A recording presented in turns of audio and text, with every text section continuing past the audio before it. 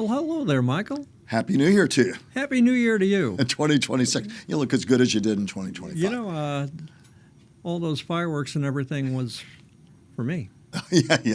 Oh, yes, the birthday boy, a New Year's baby. A New Year's baby. A New Year's baby. Yes. Well, welcome to happy birthday to you, Well, thank buddy. you very much. You're looking great for 50. Indeed. Yeah. Indeed. Still have a full head of hair. There you go. Well, welcome to Top of Mind, Florida. Thank you for being here in 2026. Thank you for watching, subscribing, and sharing. It's been 2025 was exciting, and we got an even more exciting 2026. Yeah. All kinds of stuff going to be available for us to chat about. Some of the stuff's right in front of us here. And some of our guests that we're going to have are going to be fantastic. Yeah, so from politics to arts to culture to just plain old-fashioned fun, everything in the middle.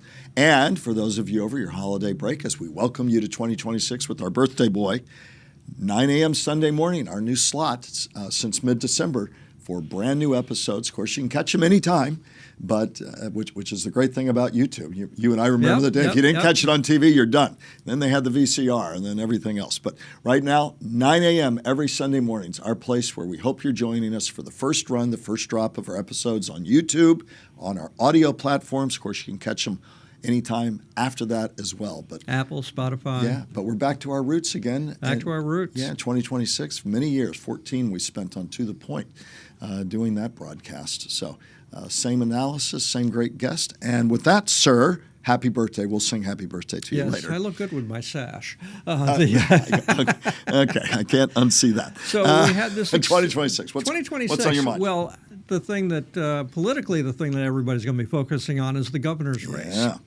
Right now on the Republican side, we have Congressman Byron Donalds. Yep. And right now, at the end of 2025, he had over $30 million that he had raised.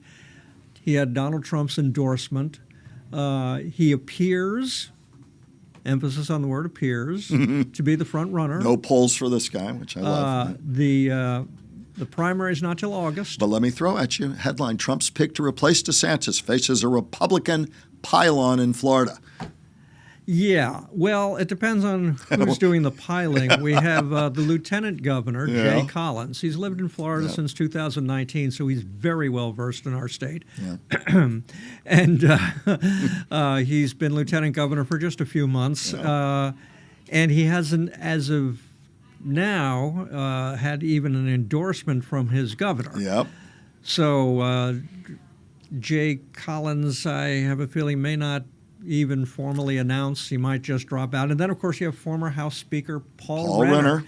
Paul is coming at this sounding very, very confident.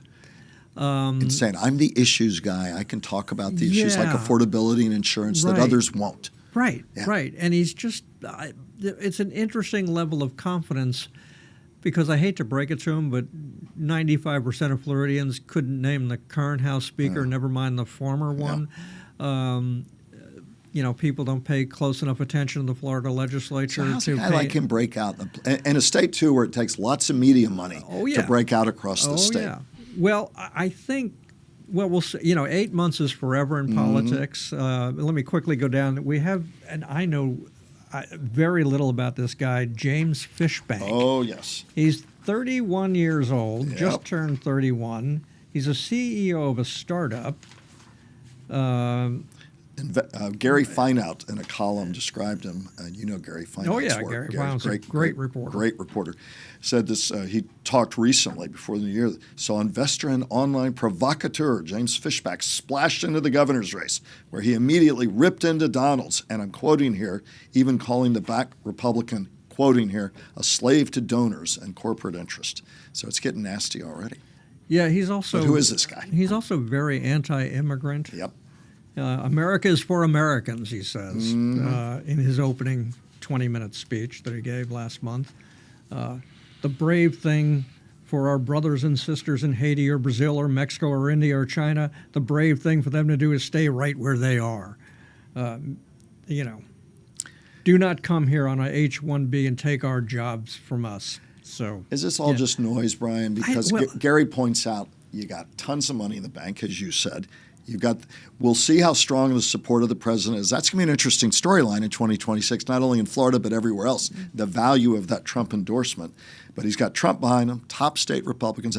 As Gary points out, he's on Fox News all the time. The polls show him way out front. So is it just the noise that, frankly, sometimes we like to write about, even though he's a prohibitive front runner, at least for the moment? I think that, well, for the moment. I've seen lots of front runners fade away. Yes.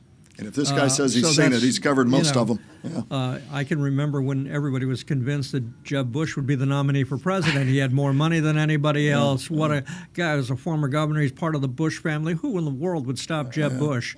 Well, I remember interviewing him in New Hampshire when he was pretty down on his. Please clap. Yeah. You know, but. So I think a lot of people that are running against him, Byron Donalds, are kind of betting that there may be some weariness with Donald Trump 8 months from now, and that his support may not be as strong as it once was. I think some people are looking at some of these other races that took place in 2025, where Trump-supported candidates, even if they won, didn't do so necessarily by large margins, and some of them lost. But Florida is Florida, and I wanted to getting back to Paul Renner real quickly. Sure, another quote from Paul Renner. Former House Speaker. Excuse me. Well, we've witnessed people coming into this country from Muslim nations that have attacked our citizens, and now here in Florida we have communities that are set up under Sharia law. I don't know of any communities set up under Sharia law, but indoctrinating people and their children to hate everything that America stands for. On day one as your governor, I will declare that the Muslim Brotherhood, CAIR, and other similar networks are terrorist organizations and seek to stop them from setting up shop in the free state of Florida. So what that has to do with the issues that people care about in Florida, you have to wonder if 8 months from now in the August primary will Republican voters care more about that, or will they care more about homeowners insurance and property taxes and all of the other issues that have impacted them financially?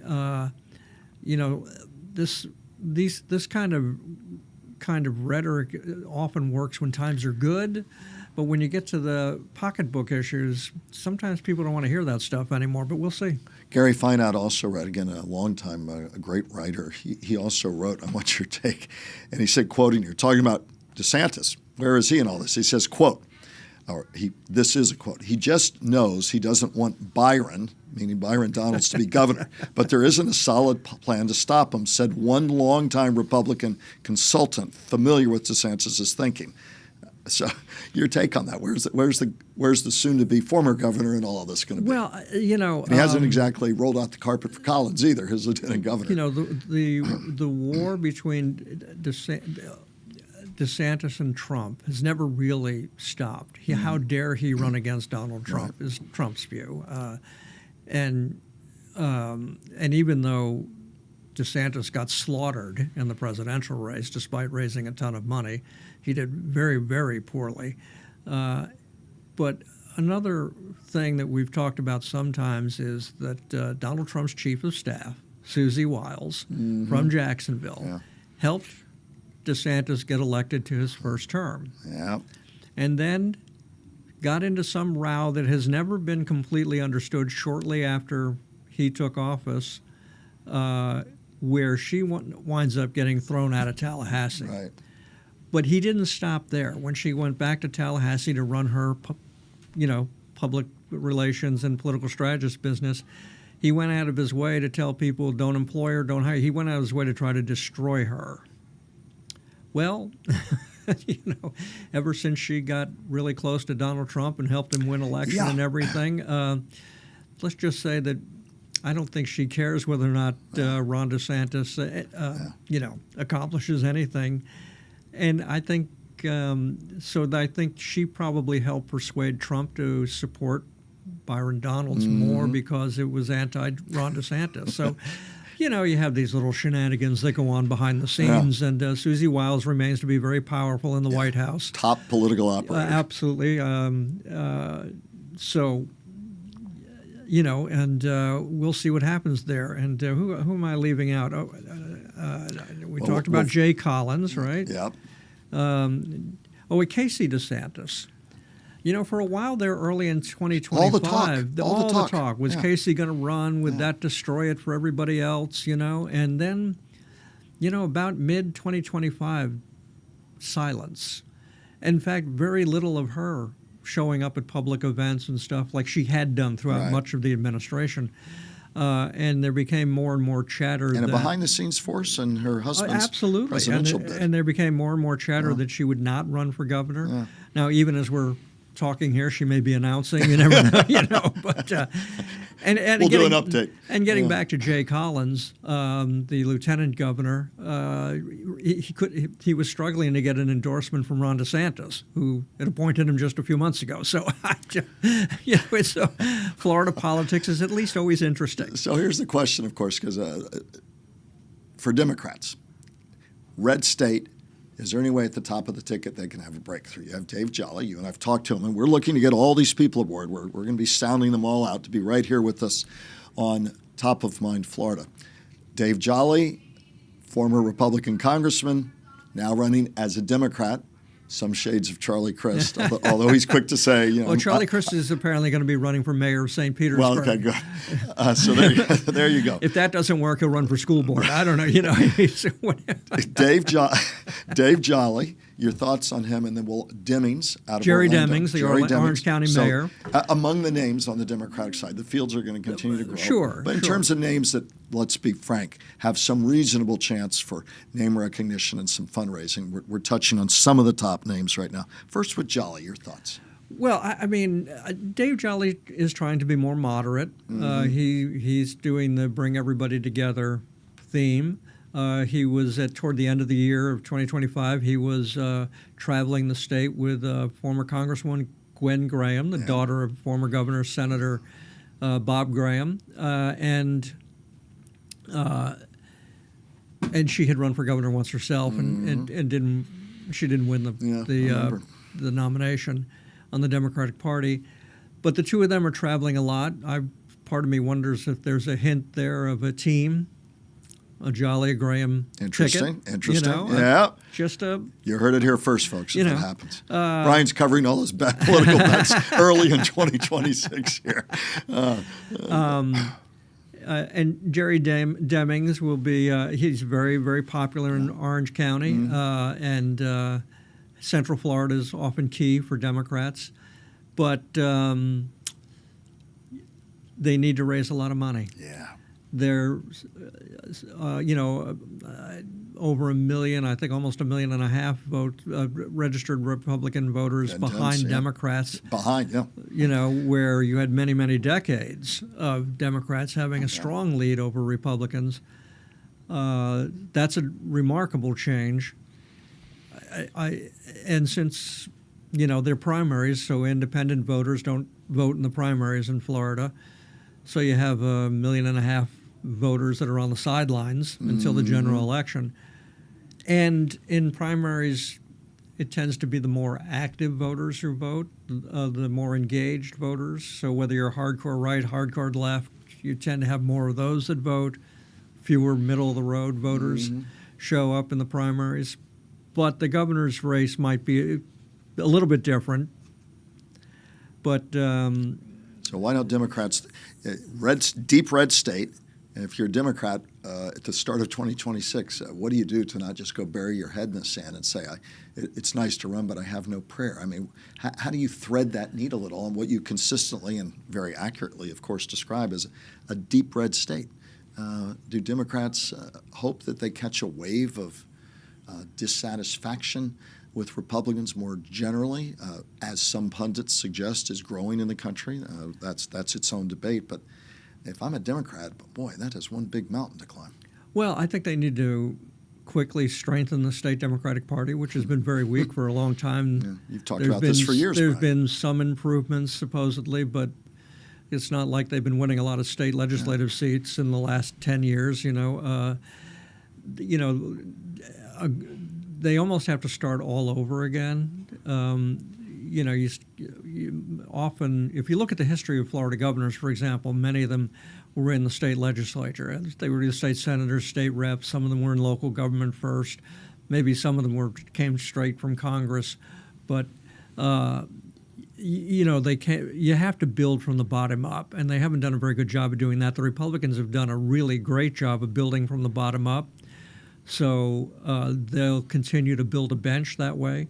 Another thing the Democrats have to look at, too, is you have this younger generation, we'll say 30 and younger, that have a more liberal view than some moderate Democrats have that are older. It's going to be interesting to see how that plays out. A lot of younger generation Democrats sort of want the older generation of Democrats to step aside. So is that the future of the Democratic Party in Florida? I don't know yet. A bigger tent or a different tent. But you're seeing more and more people in their early 30s, late 20s that are running for statewide office. Not statewide office, but for local offices and congressional seats in Florida. So I think Dave Jolly and Jerry Demings, they have two issues. First is raising a lot of money. They're probably not going to get much from the National Democratic Party because they're going to invest in states where they think they can win. So unless there's some dramatic change in polling and things that influences the Democratic National Committee, they'll pretty much, as they've done the last couple of election cycles, abandon Florida. And, some of them are, I think they're trying to get to all 67 counties and go talk to people individually and all that kind of stuff, and that works up to a point. But, maybe they need to get on podcasts like ours more often. We're certainly going to be bugging them too. But let me just real quick. I'm not joking when I say that. The traditional I agree media, with you. the traditional media doesn't have the access that they once had, and they don't have the as much of an audience that they once had. So where's the audience? Well, the Joe Rogans of the world. There's a gazillion podcasts out there that have really big audiences. There's not only a handful of Florida podcasts, Top of Mind Florida being one of them, but that's becoming. Republicans have been pretty smart of getting onto really popular conservative podcasts and pushing their messages, and Democrats need to the future's now. do that too.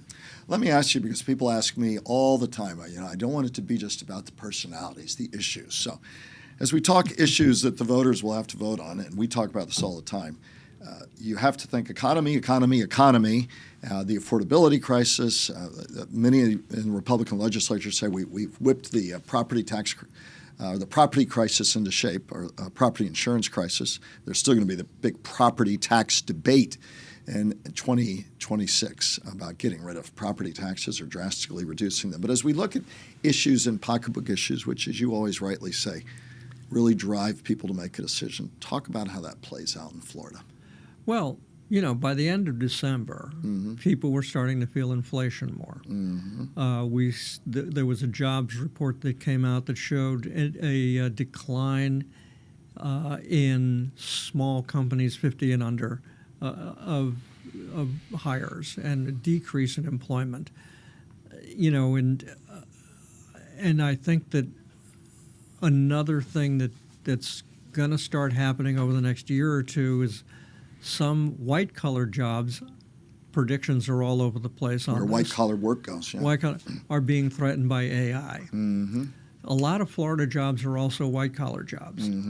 So, do you have people working for law firms, accounting firms, doctors' offices, do they start getting replaced by AI over the next year or two?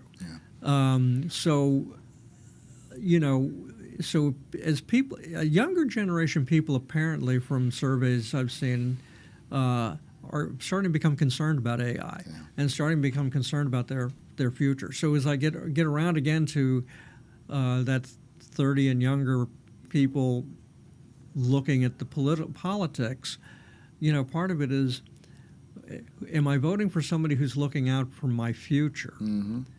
And there's less certainty about that right now. They're already feeling pressure from student loans, from a tough job market. And now I went to University of Florida I got my law degree. I'm $200,000 in debt, but I can't get a job because those entry-level legal law jobs are being replaced by AI. So who can make and close the argument on affordability, opportunity in a changing AI world? But our politicians, I read an article not long ago that politicians are always talking about yesterday's economy and that we don't have enough who really have a deep sense of where we are and where we're going, whether it's the larger affordability crisis or as part of that, how we adapt to an AI world. And at the national level, the argument is that we're trying to rebuild an economy that no longer exists instead of looking ahead. So it would seem to me that if anybody in Florida can make that argument on the dollars and cents things you talk about, you have a leg up. But do you see anybody who's really pressing that? Because a lot of people worry, and I imagine that we're in for another round of culture wars. You talked about some of the stuff Paul Renner was putting out. And I guess it comes back to my basic question. Are we going to get issues or just more of the same name-calling in 2026? I think we'll still have the name-calling because that's what politics is all about anymore. And it's always been like that. We've just gone a little more extreme in some ways. Mm-hmm. But fundamentally, I think they're going to have to start talking a little more about the issues. We hear a lot of, even on the state level, it's all Biden's fault.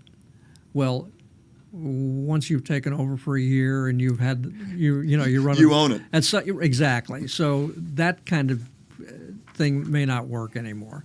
We're going to see. Go ahead. No, I apologize. We're going to see property tax relief. Big fight. The House Speaker, the current one, kind of butting heads. Ron DeSantis wants to be aggressive in his final year on reshaping how we deal with property taxes. Of course, a lot of local concerns, and it does tie into some of these arguments that will be made as we move into the election cycle.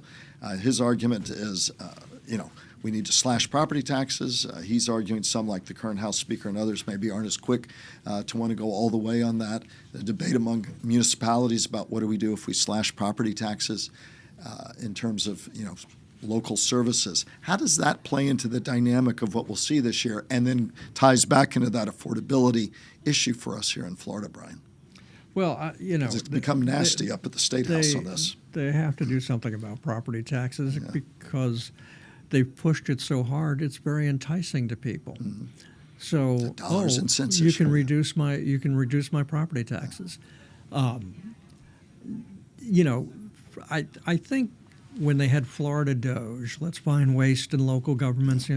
Okay, that's if you do it properly, there's nothing wrong with that. Yeah. So if you look at, counties and cities around the state, and you go, you're wasting money, and you need to stop doing that. Okay, but are you finding enough to legitimately reduce property taxes? What are we going to pay for our fire departments and our police with? What are we going to pay local road repair with? If we wind up getting rid of property taxes but simply replace it with another kind of tax, then have we really saved anybody any money? I don't know, because nobody's nobody has presented a clear plan on what it means. So we're sort of in that part of politics where, let's just drop let's get rid of property taxes. Right. Boom. And what comes next? Vote for me. Haven't talked about that part. But actually presenting a plan is much harder than, having something to just toss out there. But I think it'll be interesting for you and I and you at home to see how people are taken into account, how they answer that question, which is pivotal to the well-being of our communities, to our services. So look for that one in 2026. Brian, so much we can talk about. We're concentrating on the governor's race. You've been on this early and often, and it's getting bigger and bigger. It's a Florida issue. It's also a national issue. Florida becoming the GOP's biggest redistricting test, and a messy one. Where will we be in 2026? Because it has impact for what could happen, obviously, in the midterms at the national level.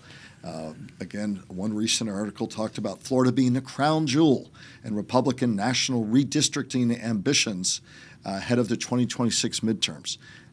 But some in the Florida legislature, including Senate President, have not exhibited, at least to date, a terribly huge interest in jumping into that battle with the governor. Where do you think that's going to end up?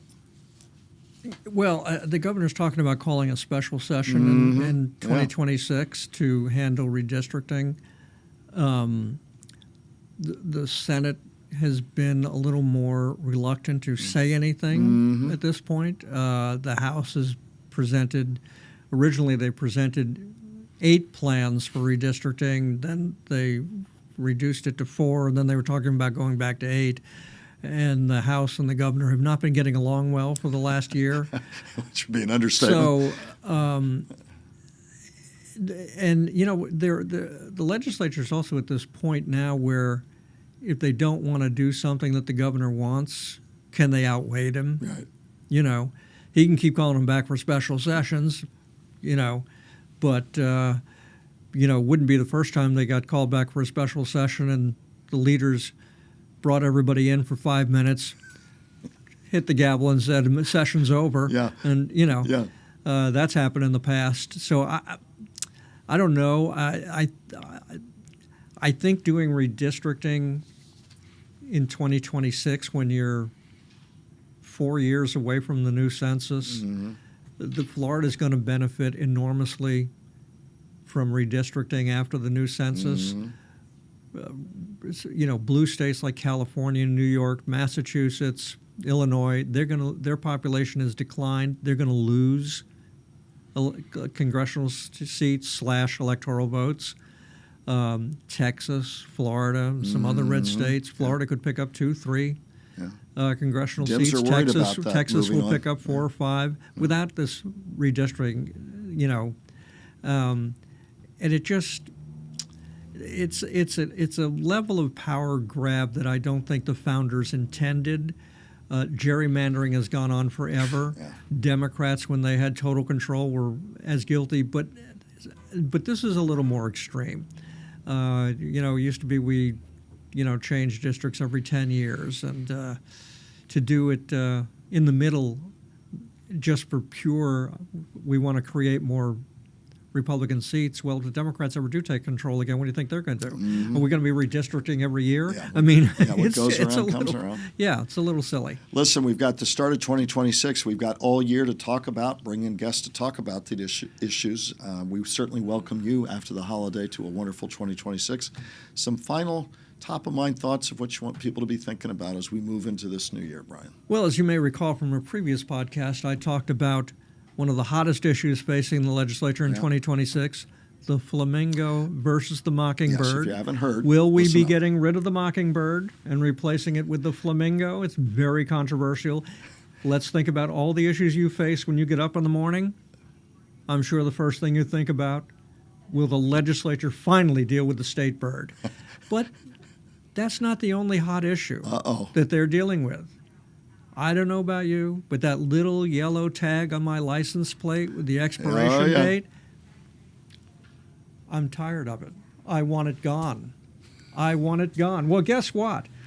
The Miami-Dade tax collector is pushing the legislature to let him remove the yellow tag, expiration tags. I'm all in. Let's get rid of those ugly little yellow tags on our license plates. The Florida legislature working for you. Oh, boy. So from the major to the mundane, we're going to have it all this year. I'll let you close it out, my friend. We welcome you to 2026, our new Sunday posting for our freshest episodes at 9 a.m., but we're with you 24/7. You can find us anytime, but we'll drop new episodes all year long, 2026, at our new Sunday time slot. We've been in it for about a month now, 9 a.m. A pleasure to be with you. Happy birthday, my friend. Well, thank you very much. I've been getting over laryngitis forever, so I won't start singing. And even if I didn't have laryngitis, you wouldn't want to hear me sing anyway. Well, thank you for watching. Thank you for subscribing, and please share. And I've had a great time. Yeah, thanks.